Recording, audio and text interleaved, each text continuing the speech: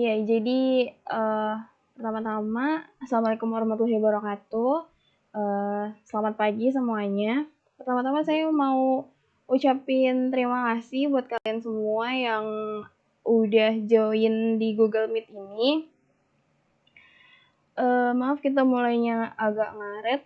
Jadi sekarang langsung kita mulai aja masuk ke materinya. Di materi gelombang berdiri atau yang namanya gelombang stasioner.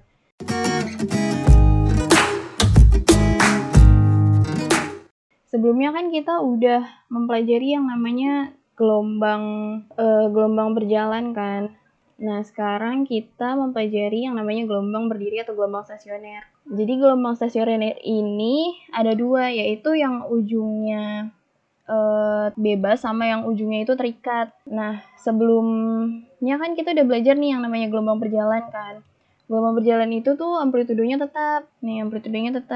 Jadi dia persamaannya itu Y sama dengan kan dia A ya. Nah, ini dia karena cuma terdiri dari satu gelombang aja gitu. Kalau misalnya si gelombang berdiri kan dia itu gabungan ya. Jadi nanti persamaan Y-nya itu dia bakal jadi 2A. Kalau misalnya dia gelombang berdiri. Nah, jadi di sini ada contoh soal dari gelombang berjalan. Persamaan gelombang berjalan dituliskan Y sama dengan 20 sin 50 pt dikurang 0,1 px. X dan Y dalam cm dan T dalam detik. Dari persamaan tersebut, tentukan frekuensi, panjang gelombang, cepat rambat, sama beda fasenya. Si persamaan ini itu ada kan 20 sin 50 pt ya. Nah, ada yang namanya K atau bilangan gelombang sama yang namanya omega ya kan. Kalau misalnya kalian udah belajar sebelumnya pasti tahu tuh yang K yang mana sama yang omeganya yang mana. Nah, karena ini cuma diketahuinya ini aja, kita rumusin dulu nih yang mana K-nya, yang mana si omeganya. Nah, ini kan A ya. Ini udah kelihatan banget nih. 20 itu A atau amplitudo. Terus kan dia persamaannya Y sama dengan A sin omega T dikurang sama bilangan gelombang K kali X. Nah, ini omeganya nih. Terus ini K-nya. Nah, kita udah tahu nih. Jadi nanti tinggal dimasukin ke rumus-rumusnya aja. Jadi dari persamaan tersebut, tadi yang seperti udah saya bilang sebelumnya, dia omeganya 50 kan. Terus K-nya itu 0,1. Ditanyanya tuh frekuensi, lambda, cepat rambat, sama beda fase. Nah, kalau misalnya frekuensi gelombang kan kita udah belajar nih sebelumnya. Kalau misalnya si frekuensi gelombang itu sama dengan omega sama dengan 2pi dikali sama frekuensi kan. Nah, nanti tinggal dibalik aja rumus frekuensinya. Dimasukin semua angkanya terus nanti langsung ketemu. Terus panjang gelombang juga sama tuh, nanti tinggal dimasukin angkanya. Terus dibalik rumusnya ke panjang gelombang. Terus nanti juga ketemu. Tapi jangan lupa di soal ini kan X dan Y-nya dalam cm dan T dalam detik ya. Jangan lupa nanti satuan-satuannya tuh diubah gitu. Diubahnya disamain kalau perlu. Jangan sentimeter tiba-tiba nanti misalnya ada kilogram gitu.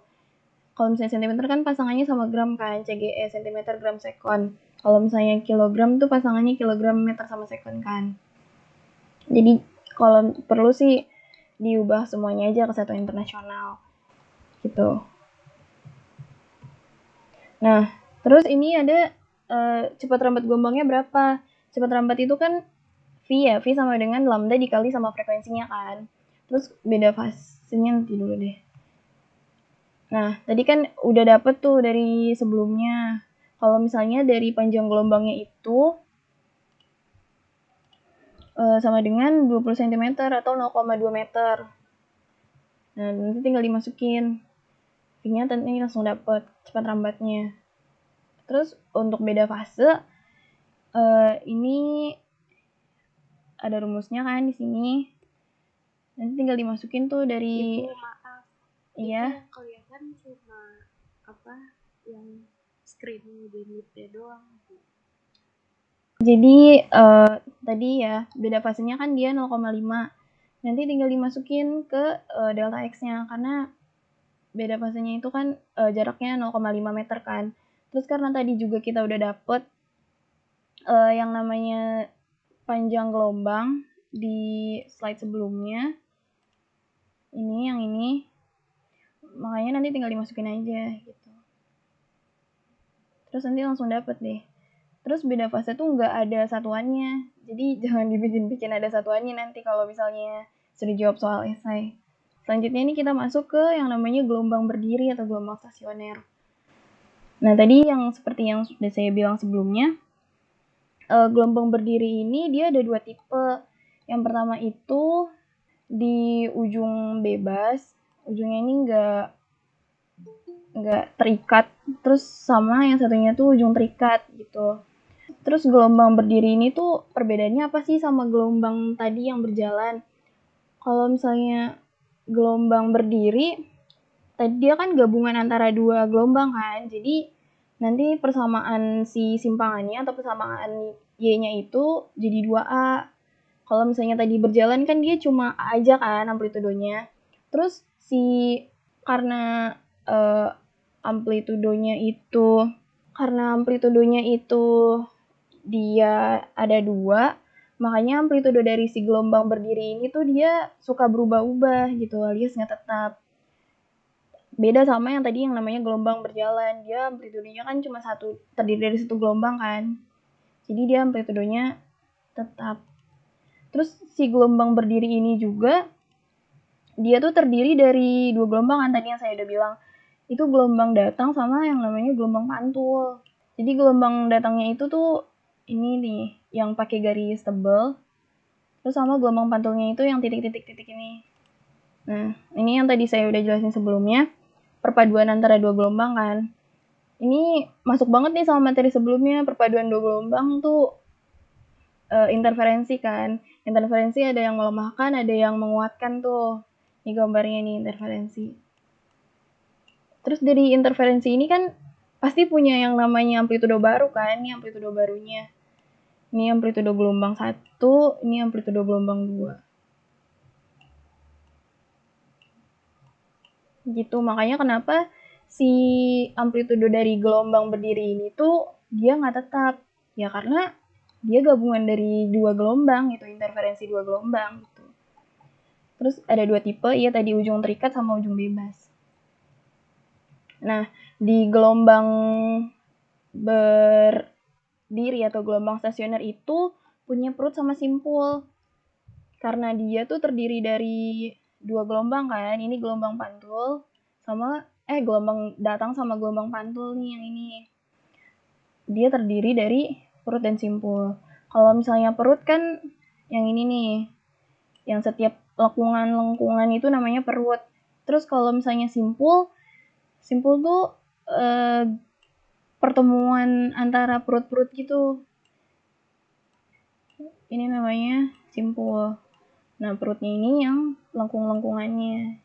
Gitu. Biasanya nanti perut sama simpul bakal muncul lagi di gelombang bunyi. Jadi kalian harus paham nih yang namanya perut yang mana, yang namanya simpul yang mana. Karena nanti biasanya gelombang bunyi terutama di dawai dia bakal ngaitin perutnya berapa, simpulnya berapa gitu buat nyari yang namanya frekuensinya buat nyari panjang gelombangnya, entah kecepatan rambatnya juga gitu. Nah, terus selanjutnya ini ada tipe gelombang stasioner. Tadi ada 2 kan ya, ujung terikat sama ujung bebas. Di ujung bebas, ini ujung bebas yang di sebelah kiri. Kalau misalnya yang terikat nih yang di sebelah kanan. Kelihatan kan ya visualisasinya tuh gimana gitu kalau misalnya si ujung bebas sama ujung terikat. Ujung bebas tuh ininya tuh masih kosong gitu kan, sedangkan ujung terikat tuh dia udah punya simpul. Sini tuh dia nggak udah simpulnya nggak ada, kalau di sini dia ada simpulnya gitu. Terus selanjutnya ya karena dia simpulnya nggak ada, perutnya juga nggak ada, otomatis bakal beda dong. Ya kan, dari si gelombang yang ujung bebas sama ujung terikatnya, persamaan-persamaannya. Nah, perbedaannya itu ada di sini. Perbedaan gelombang yang ujung bebas sama ujung terikat. Dari sini kan kelihatan ya, besarannya tuh mereka bertolak belakang. Kalau misalnya si terikat itu dia pakai sin untuk persamaan simpangannya, kalau misalnya ujung bebas dia pakai cos. Tadi karena kenapa bisa beda? Karena tuh di ujung bebas dia itu harus terjadi perut kan, atau ianya tuh maksimum. Tapi kalau misalnya di ujung terikat dia harus terjadi simpul, makanya dia pakai sin. Jadi terikat itu harus simpul, yang bebasnya itu harus ada perutnya gitu. Terus dari amplitudonya dia juga beda tuh, yang kalau misalnya terikat dia pakai cos, kalau bebas dia pakai sin. Terus ini ada XP. XP itu panjang tali di perutnya atau di simpulnya. Ini kalau misalnya dari si terikat, dia biasanya itu genap, karena kan dia bilangannya genap tuh, setengah N lambda. Terus kalau misalnya dari si bebas, dia biasanya ganjil. Maksudnya ganjil genap tuh apa? Biasanya tuh hasil-hasilnya gitu loh. Kadang dia enggak, dia biasanya tuh ganjil, yang si bebas kalau misalnya yang terikat dia biasanya genap. Terus dari perutnya juga sama nih, tapi kebalikannya aja. Ibu mau nanya lagi, ini PPT-nya masih yang di gelombang berdiri ya, Bu? Di perbedaan ujung bebas dan terikat. Emang nggak pindah lagi? Kita nggak berubah. Jadi si ujung bebas sama terikat, karena dia itu tadi visualisasinya beda, ya jelas dong nanti persamaannya beda. Mulai dari persamaan si simpangannya atau si Y, ya kan? Ini udah beda. Kalau misalnya si ujung terikat ini dia pakai sin, kalau misalnya ujung bebas dia pakai cos simpangannya. Kenapa? Karena si terikat ini dia tuh harus memaksimalkan yang namanya perut. Sedangkan ujung bebas memaksimalkan perut. Sedangkan kalau misalnya yang terikat dia harus memaksimalkan yang namanya simpul gitu. Makanya dia pakai sin sama cos. Bedanya gitu. Terus di amplitudonya juga beda. Si ujung terikat itu dia pakai cos, kalau misalnya ujung bebas itu dia pakai sin. Jadi nanti kalau misalnya dapat persamaan nih di soal, persamaannya udah ada, terus nanti disuruh cari amplitudonya, ya nanti tinggal kebalikannya aja dari si trigonometrinya ini gitu. Sama juga berlaku ke ujung yang bebas. Terus ada XP atau panjang tali saat terjadinya simpul. Ini kalau misalnya yang terikat dia biasanya tuh gak genap. Kalau misalnya yang bebas dia biasanya ganjil hasilnya gitu. Terus kalau misalnya tadi kan kita udah bahas itu simpul ya. Ini simpul. Nah, kalau misalnya perutnya tuh nanti kebalikannya. Dia hasilnya bakal ganjil, kalau misalnya yang bebas dia bakal genap. Nah, besaran-besarannya udah saya tampilin di kotak sebelahnya gitu. Nanti saya kirim PPT-nya aja. Jadi di sini ada contoh soal. Seutas tali memiliki panjang 3 meter, salah satu ujungnya diikat, ujung lainnya digetarkan terus-menerus sehingga membentuk gelombang stasioner. Pada tali terbentuk 3 gelombang penuh. Jika diukur dari ujung terikat, perut yang ketiga terletak pada jarak. Nah, seperti biasa ya kalau misalnya soal-soal kayak gini tuh kita harus mendefinisikan komponen-komponennya gitu di soal. Ini kan seutas tali memiliki panjang 3 meter. Karena dia seutas tali dan bukannya yang namanya panjang gelombang, walaupun satuannya sama, ini tuh besarannya tuh X. Jadi X sama dengan 3 meter. Bukan lambda ya. Jadi X. Atau biasanya kalau nggak X, kalau tali itu panjangnya namanya L. Itu 3 meter. Salah satu ujungnya diikat dan ujung lainnya digetarkan terus-menerus sehingga membentuk gelombang stasioner. Pada tali terbentuk 3 gelombang penuh. Talinya terbentuk 3 gelombang penuh. Ini juga bukan lambda ya, tapi ini tuh N atau banyaknya gelombang yang terbentuk dari si talinya. Jika diukur dari ujung terikat, perut yang ketiga terletak pada jarak. Tadi ya yang kita udah bahas ya, kalau perut itu tuh cekungan-cekungannya kan, cekungan-cekungan di gelombang gitu. Ini namanya perut. Ya. Oke. Udah di iniin semuanya. Yang ditanyanya itu perutnya terletaknya di jarak berapa. Nah, udah kan. Nah, kita harus cari XP. Karena tadi XP-nya ada 2, antara si gelombang terikat sama gelombang yang bebas, ini kita harus ini lagi nih, harus cari tahu. Karena dia tulisannya salah satu ujungnya diikat dan ujung lain digetarkan terus-menerus, maka dia itu namanya gelombang bebas. Udah nih, udah kita rumusin semuanya. Terus nanti tinggal dimasukin nih. Kita pertama ya cari lambdanya dulu. Karena kalau misalnya gelombang nggak ada lambdanya malah justru patut dicurigain tuh soalnya. Entah kalian yang harus cari lambdanya, entah bakal ada gitu lambdanya di soalnya secara tersirat. Nah, tadi tinggal dimasukin nih ke rumus setengah N dikali lambda. N-nya kan tadi udah ada 3 gelombang yang terbentuk, terus lambdanya kita juga udah hitung nih dari si panjang tali dibagi sama bilangan gelombangnya. Bilangan gelombangnya kan 3. Jadi 3 meter dibagi 3 sama dengan 1 meter. Jadi panjang perutnya itu ya 1,5 meter. Gitu. Sampai sini ada yang mau ditanyain? Oke, kalau nggak ada lanjut ya. Nah, selanjutnya ini percobaan Melde. Slide-nya udah ke percobaan Melde atau belum? Sudah, Bu. Oke. Nanti kalau misalnya nggak berubah bilang ya. Takutnya sampai jauh banget saya ngomongnya. Nah, ini percobaan Melde. Percobaan Melde-nya tuh apa sih? Percobaan Melde tuh tujuannya untuk mengukur cepat lambatnya gelombang. Kalau misalnya kalian udah sekolah offline, biasanya percobaan Melde tuh bakal ada gitu di sekolah. Alatnya tuh kayak gini lah kurang lebih. Jadi dia bakal ada kereta dorongnya gitu, terus dia bakal ada beban nanti yang disambungin sama si kereta dorong.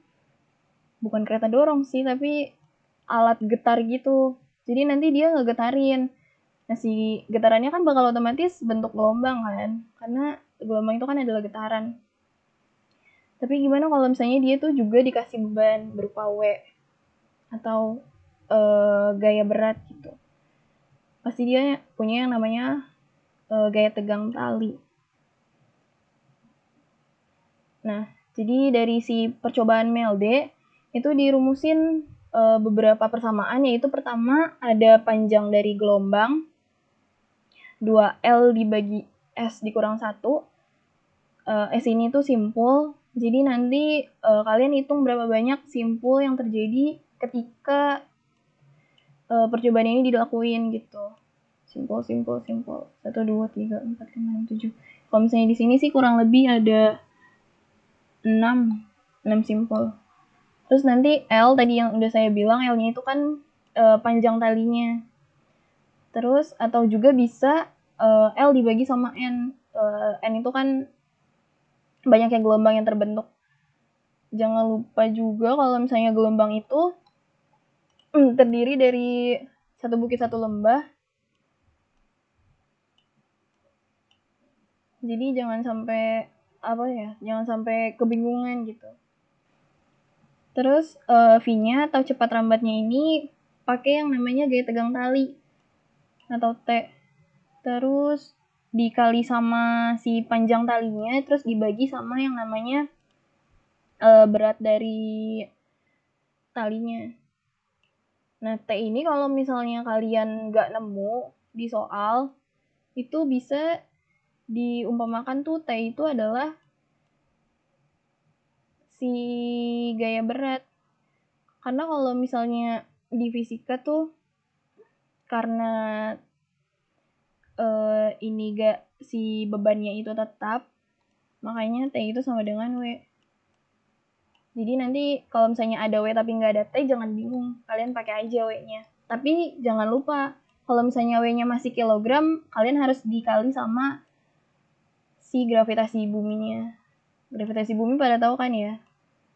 Nah, udah ke slide contoh soal dari Melde. Oke. Jadi contoh soal dari percobaan Melde ya. Pada percobaan Melde diperoleh gelombang tali seperti tampak pada gambar.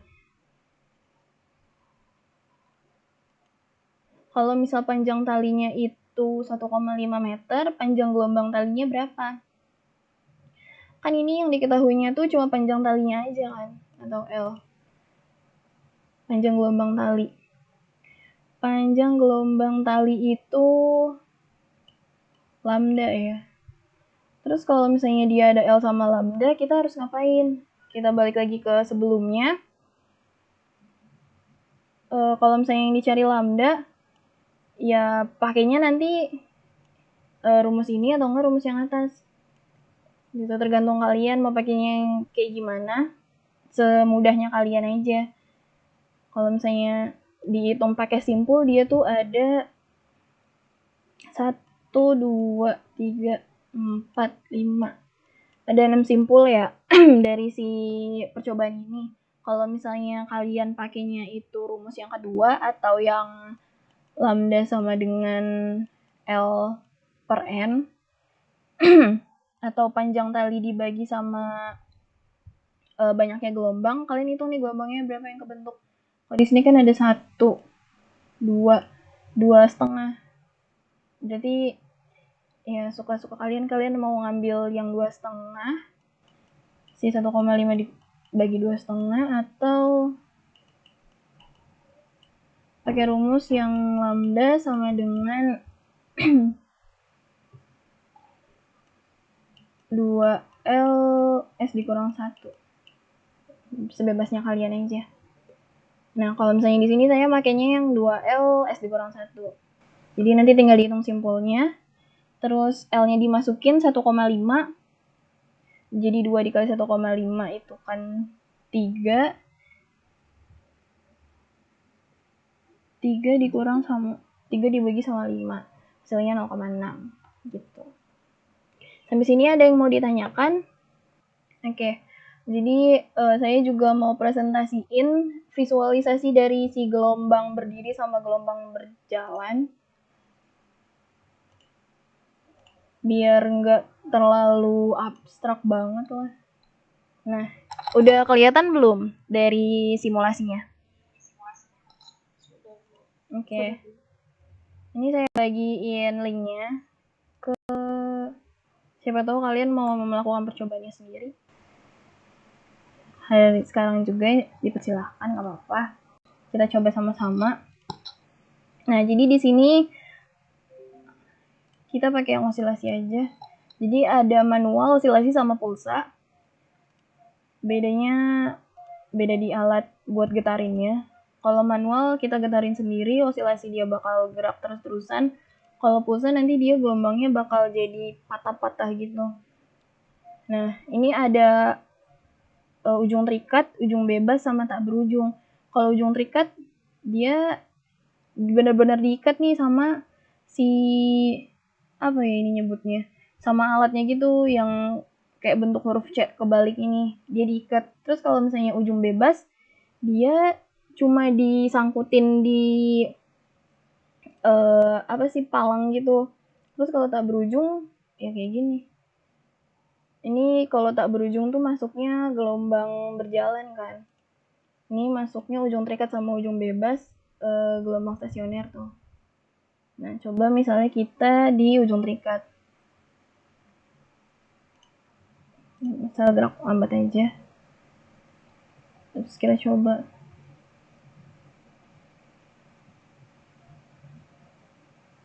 Nah, tuh. Gitu. Jadi, kalau misalnya tadi kalian lihat lagi, dia tuh di ujung yang deket titik C-nya itu tuh bakal ada gelombang pantul. Tuh.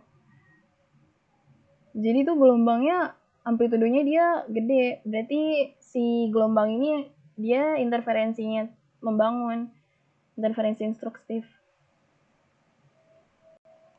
Gitu. Jadi si C-nya ini dia kelihatan banget tadi kan. Ada gelombang pantulnya, ini gelombang datang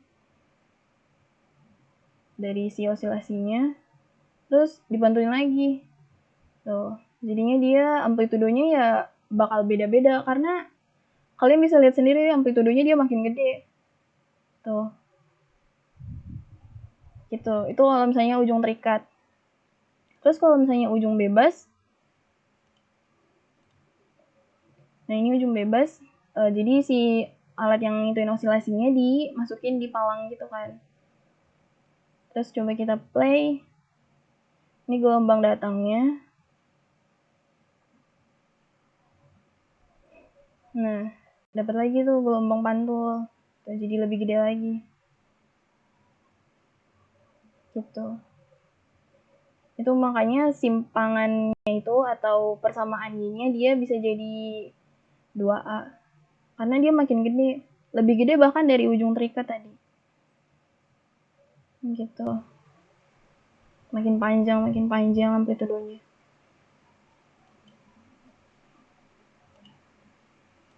Nah ini kalau misalnya dia nggak berujung. Ini tuh contoh dari gelombang yang berjalan. Tuh, dia kan nggak ada gelombang pantul kan. Makanya si amplitudenya ya bakal tetap aja segitu-segitu aja, orang yang getarin cuma satu alat, nggak dari alat lainnya gitu. Kayak nggak ada gelombang pantul. Gitu. Nah, sampai sini ada yang mau ditanyain terkait simulasinya?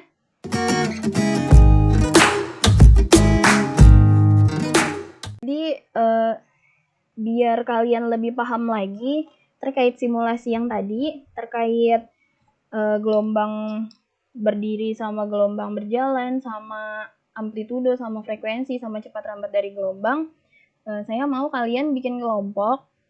Kelompoknya itu 5-6 orang. Kelompoknya 5-6 orang. Bebas, terserah kalian. Mau cewek semua nggak apa-apa, mau cowok semua nggak apa-apa. Jadi nanti kita total ada berapa tuh? 33 kan ya kalian ya totalnya ya? 33 bagi 5 berarti 6 kelompok ya. 6 kelompok tapi ada yang 6 orang. Yang ada yang 5, ada yang 6. Gitu. Jadi nanti kelompoknya kalian urutin aja. Terserah mau urutin dari nomor absen yang paling kecil, nggak apa-apa. Atau kalian mau bikin nama kelompok sendiri juga nggak apa-apa. Nanti anggota kelompoknya di list juga. Terus masukin kelasnya juga.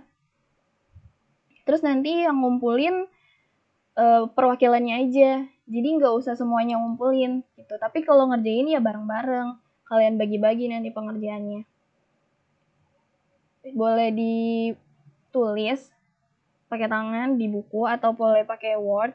Terus nanti dikumpulin ke email saya emailani97@gmail.com. Batasnya itu sampai minggu depan. Ini tujuan, alat bahan, prosedur. Prosedurnya di sini udah lengkap. Kalau misalnya pakai handphone atau pakai laptop juga bisa karena karena percobaannya ini juga HTML5, jadi bisa di play di HP. Tapi kalian harus aktifin Java-nya dulu. Tapi biasanya handphone sekarang juga udah aktif kok Java-nya. Gitu. Nah, ini ada prosedurnya. Mirip tadi sama kayak punya saya. Yang tadi udah kita lihat sama-sama. Terus nanti ada pengambilan data. Ini ada caranya juga ngambil datanya gimana. Sama nanti jawab pertanyaan. Nah, kenapa ini dikerjainnya kelompok? Karena agak ribet nih kalau dikerjainnya sendiri. Makanya kita ngerjainnya kelompok aja. Gitu. pertanyaan analisis. Jika kamu ngubah nilai frekuensi, bagaimana pengaruhnya terhadap panjang gelombang? Ini berdasarkan rumusan pasti bisa lah kalian analisis. Terus besaran apakah yang kamu ubah dari simulasi agar nilainya cepat lambat berubah? Gitu deh. Nah nanti dari dokumentasinya di screenshot aja nih percobaannya. Kalian screenshot terus nanti kalian masukin ke Word-nya gitu. Kalau misalnya pakai tulis tangan, nanti lampirin aja fotonya di bawah dokumennya kalian gitu. Kalau tulis tangan. Gitu. Jadi dari sampai sini apa ada pertanyaan terkait tugasnya? Jadi sampai sini materinya sama tadi tugasnya ada yang mau ditanyain? Oke. Terima kasih buat kalian semua yang udah join di Meet ini. Maaf kalau misalnya dari saya ada salah kata di pengucapan ataupun di perbuatan. Salam sehat buat kita semua. Semoga kalian juga masih tetap semangat belajar fisika.